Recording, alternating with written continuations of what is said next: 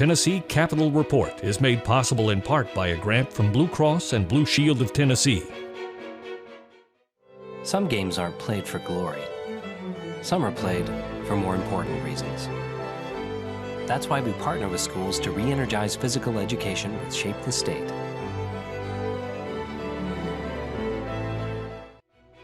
With additional support from the following members of the Tennessee Credit Union League.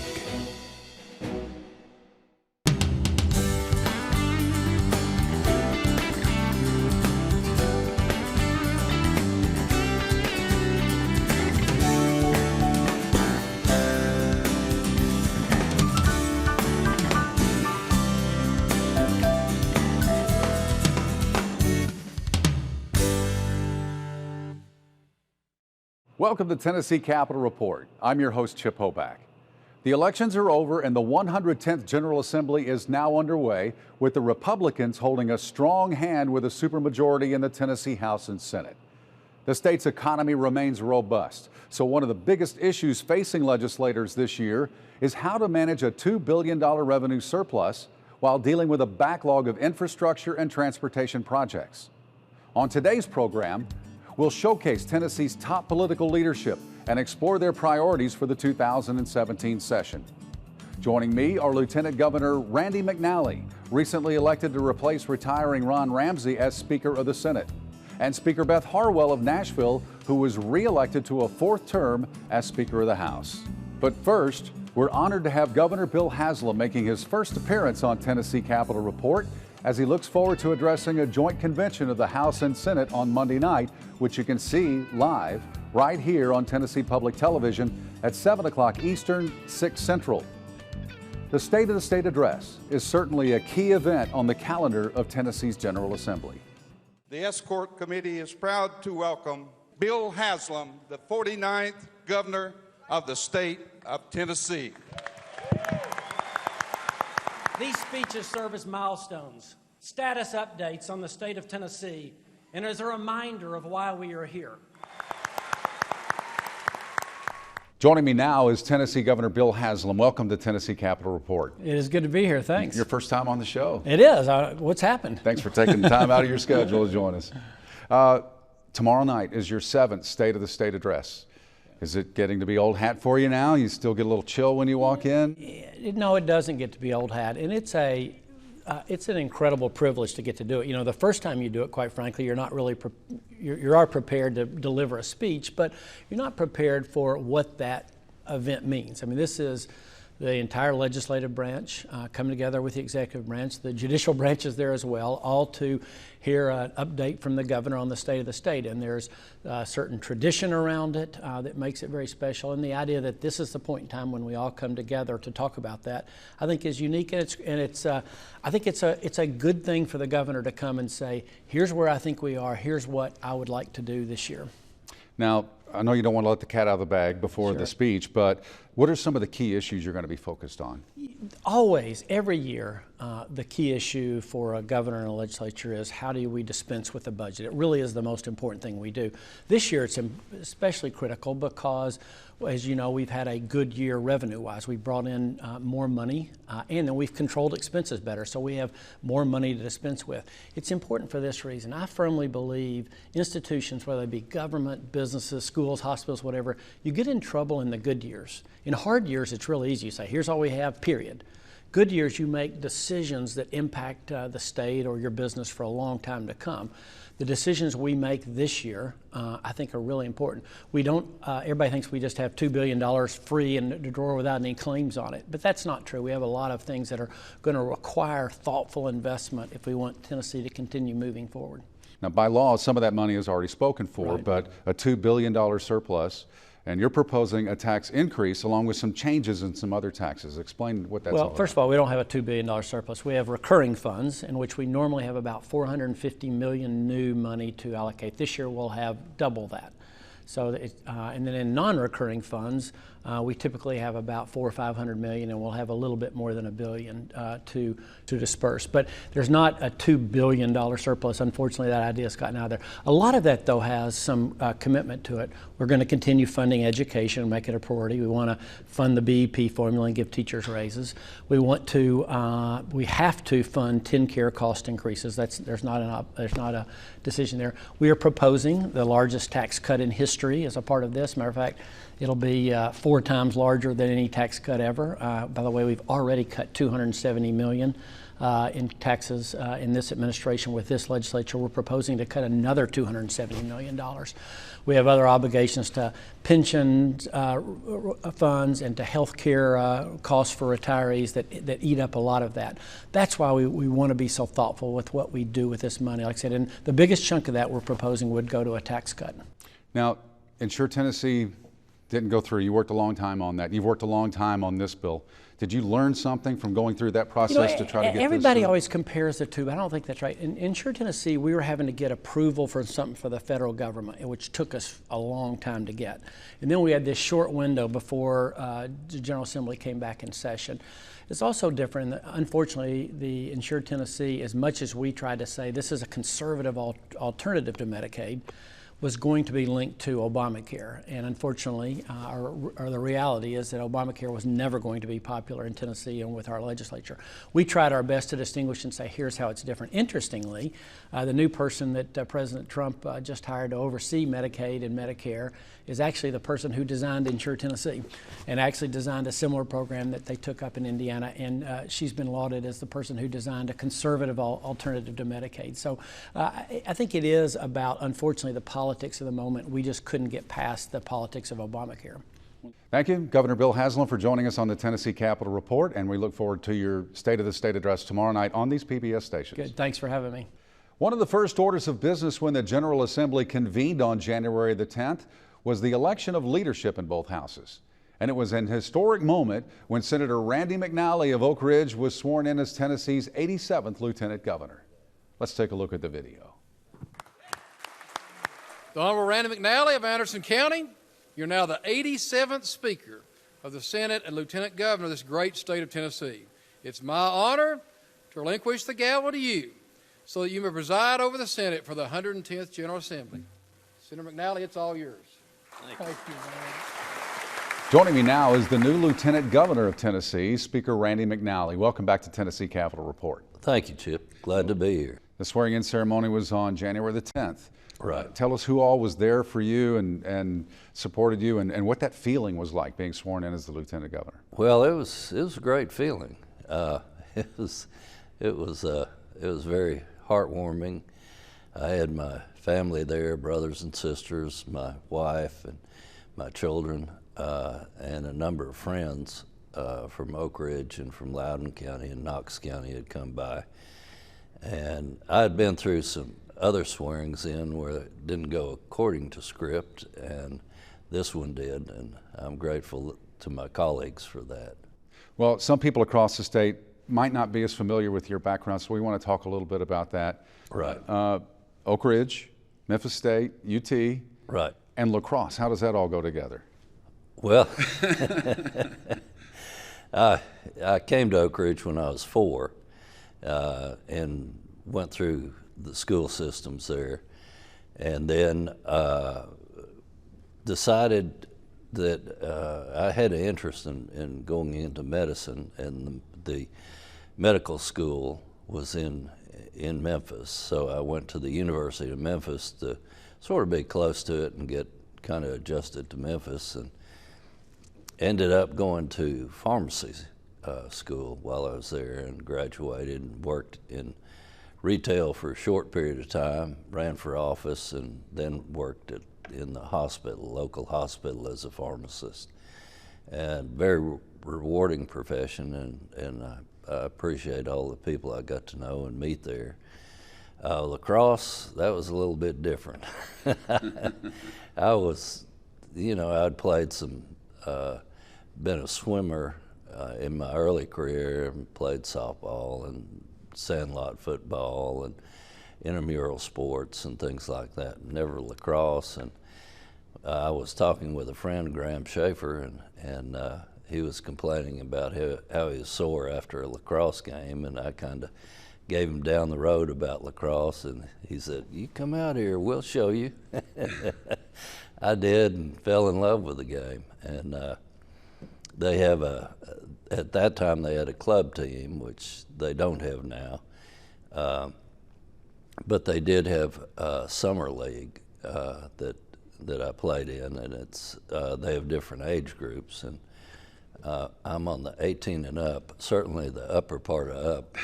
But it remains to be seen as whether I'll play again this year. I played last summer. Of course, it's in the summer and it's fairly warm, particularly with the gear and everything. Now, you were a key figure in Operation Rocky Top. Wore the wire, worked with the FBI and the TBI to fight political corruption in Tennessee. And so I would think that would set a tone, you being the speaker, the lieutenant governor now, as to how the expectations are for people within the state government to act. There's also ethics and transparency, or some of the keys for you in that. Are we progressing in that area even more today than back then? We are, and it of course started with TNPAR, which was under Governor Blanton. And Rocky Top, I guess, was the next big federal state investigation. And then the Tennessee Waltz. And with each one of those, the state has moved forward in how we deal with it and also how we prevent it. Sometimes the line between what's legal and what's not legal is not very clear, and what's ethical and what's not ethical, or moral and not moral. There's a gray area. Mm-hmm. And I think over the years we've advanced fairly well. And the other thing I think that's helped is the quality of the legislators has continued to rise, and they're a lot better people. What are some of the major changes that you think might take place in this forthcoming session? Well, the budget is always number one, and the Governor Haslam has proposed an increase in the user fee or gas tax, and he's offset that with some other tax reductions. And I think as it goes through the committees, I think the legislature will take a real close look at it and see if there's any possible ways we can improve it. But the other things in the budget, I think, will pale a little bit in comparison to those two items. The other things in the legislative session, I should say. Now, the gas tax sounds like a tax increase, but you said it's offset by the grocery tax decrease and some of the other Some areas. of the other taxes. There's probably a 1 cent decrease in the tax on food at grocery stores. They'll redo the franchise and excise tax, and it's the apportionment factor for companies that are located both in Tennessee and outside the state. They'll actually increase the sales factor, have it only on sales, and decrease or do away with taxes on capital and also on payroll, so you don't penalize companies when they expand, either through new jobs or new equipment, new buildings. I guess with the gas tax, that would also get people traveling through the state paying Tennessee taxes. Large percent do, and I think it's somewhere around 40% of the gas taxes collected from people out of state. And I should say gas and diesel, because it's both. Lieutenant Governor, how is your style going to be different than that of Ron Ramsey's? I think as far as the goals we had, they'll be exactly the same. And I think we'll be very close in management styles. Governor Ramsey relied on the committee system for the vetting of bills and making recommendations to the legislature, and that I think will remain the same. We've got some great chairmen, and letting them do their work with their committees, I think, makes the process fairly easy. You have a reputation of being a pretty laid-back, even-keeled guy. So what makes you really mad, and what's the most excited you've ever been in your life? Makes me really mad. That's the easier of the two. I think bullying. I would say bullying probably makes me the most angry. And the most excited I've been in my life, I think, was when I married my wife and saw her walking down the aisle. And it was in a church in Memphis. I was a student and she was a teacher at that time. And that was probably that, and the births of my 2 daughters and 3 grandchildren, I think were the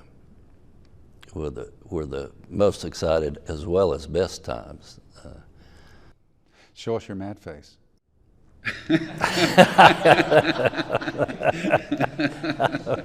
Our guest today has been the Lieutenant Governor of the state of Tennessee. And Randy McNally, thank you for joining us on the Tennessee Thank you. Capitol. Glad to be here. A new tradition on Capitol Hill at the start of the session is the restocking of the state food banks that are running low after the holidays. It's part of the General Assembly's campaign against hunger. And on January the 11th, all 3 branches of government came together to pack 50,000 meals in a whirlwind of 90 minutes. Let's take a look at the video.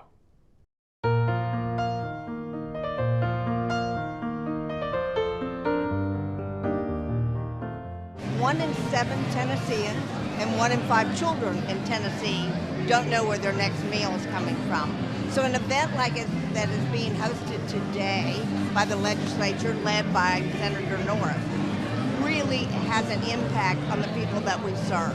It's so exciting to see the whole legislative body come out, the governor and all the legislators, their interns, their aides, their associates, to come out and help pack food today that then will be immediately distributed not only here in Middle Tennessee but really throughout the state of Tennessee. These meals really help folks in need. They help them help themselves. They give them nutritional supplements to help fight hunger in Tennessee. This is a high honor for me. It's about service, and while we enjoy this, we laugh and we talk while we do this, but this is a great honor.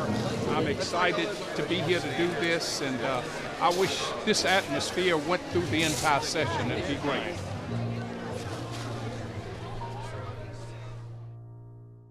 The Campaign Against Hunger event was held the day after the General Assembly elected its leadership for the next 2 years.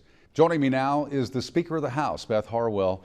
Thank you for joining us once again. Absolutely. You've Good to be with you. been on the show several times, and it's always a pleasure to have you on. Thank you. Now, we gave the Lieutenant Governor a chance to get to know him a little bit better and talk about his life away from the state capitol building, and we want to talk a little bit about yours as well. So what are some of the things you enjoy? You're a mom of 3 from Pennsylvania, and came to Nashville to go to Lipscomb. That's right. And what are some of the things you enjoy away from the State House? Well, I do have 3 children, and they're the love of my life. My oldest, though, has just moved to Colorado, where she graduated from the University of Colorado.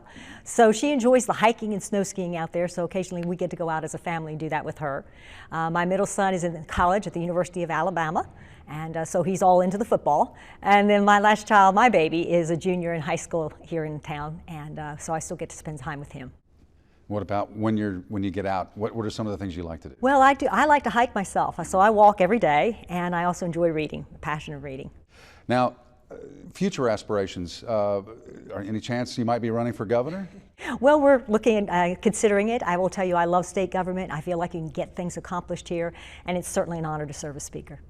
Well, I know that there's 2 years left in Governor Haslam's term, and I'm sure if you're considering that, you're looking ahead at what are the key issues that are going to be in 2 years. What do you think you're going to be focused on? Well, you know, as I travel the state, and it's an honor to do so as Speaker, I get to go into my members' districts. Consistently, people care about practically the same things. They want a good education for their children, they want high-quality jobs, and they want to keep our economy moving. We are really blessed in the state of Tennessee. I mean, I think due to some really sound financial management on the part of the legislature and governor, we're in a good financial shape. And when you've got your financial house in order, it allows you to do other things like invest in education and invest in our roads. Going through the process of evaluating whether or not you're going to run for governor, what is the time frame that you have set up there? When do you have to file? When do you make that decision? And I guess strategically, when you're going to run, you've got to decide when you're going to make the big announcement. Well, you know, I think for most people, they're taking a breath from a presidential election, right, which was an intense election that we all went through. So keep in mind the gubernatorial race is 2 years away. I personally sometimes think these elections just last a little too long. People are burnt out by the time it comes to election day. But it is true that right now, January through May, my focus is going to be on the legislature and accomplishing what we need to. And after that, I will make my decision and begin the process. This is a blackout period and that we don't raise any money during legislative session. So it really behooves me to stay focused on the state and doing a good job as Speaker, and then we'll have time to make that decision.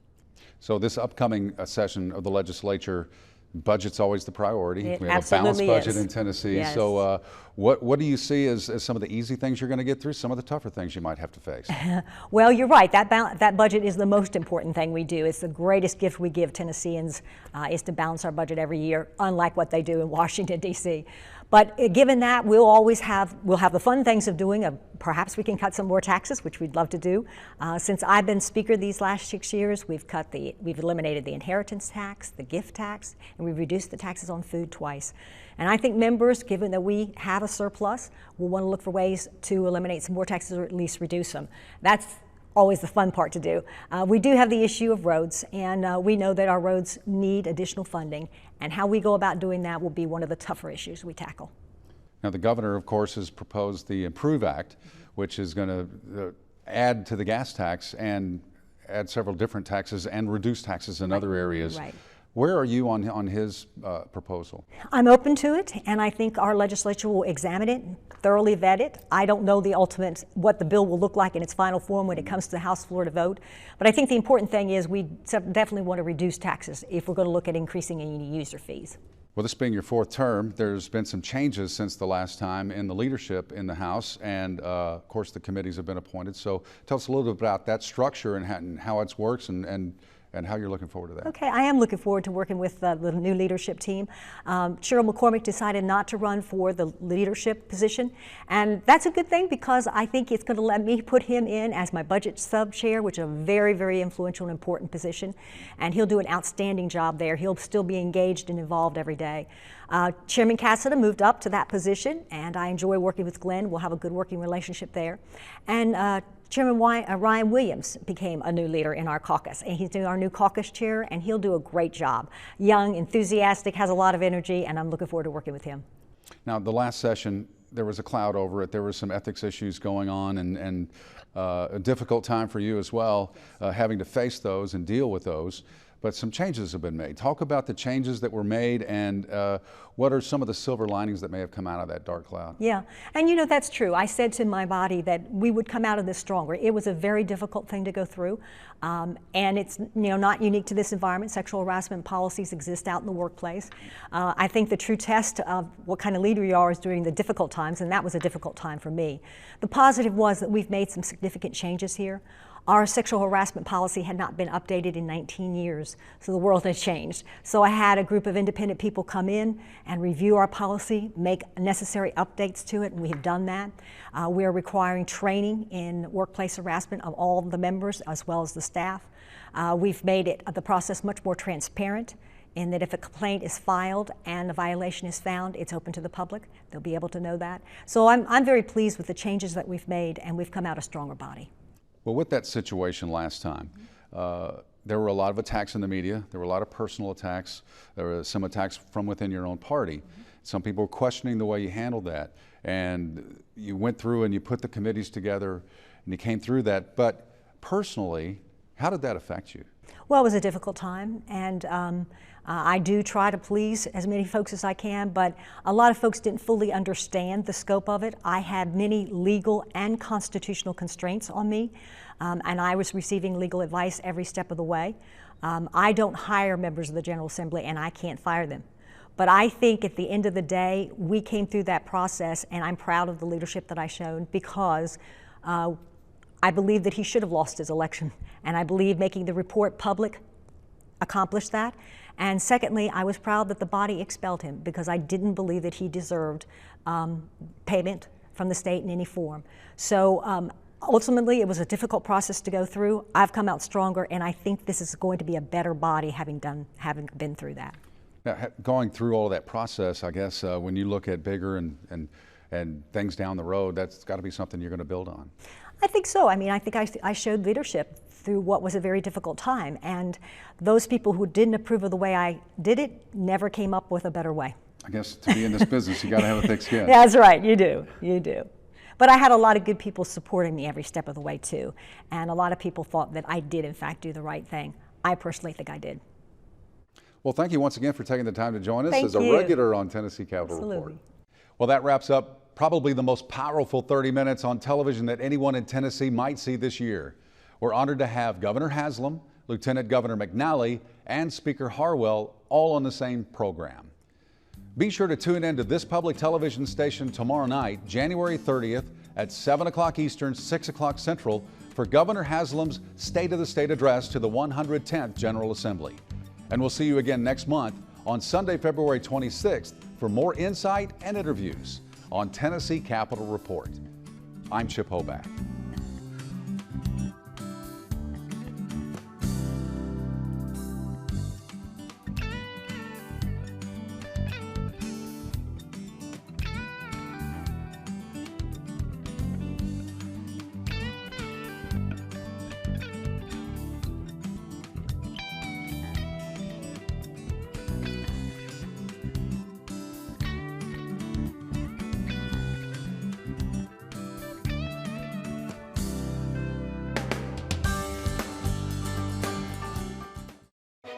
Tennessee Capitol Report is made possible in part by a grant from Blue Cross and Blue Shield of Tennessee.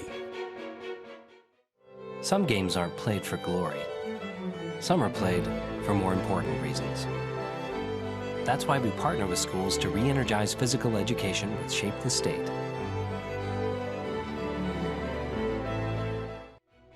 With additional support from the following members of the Tennessee Credit Union League: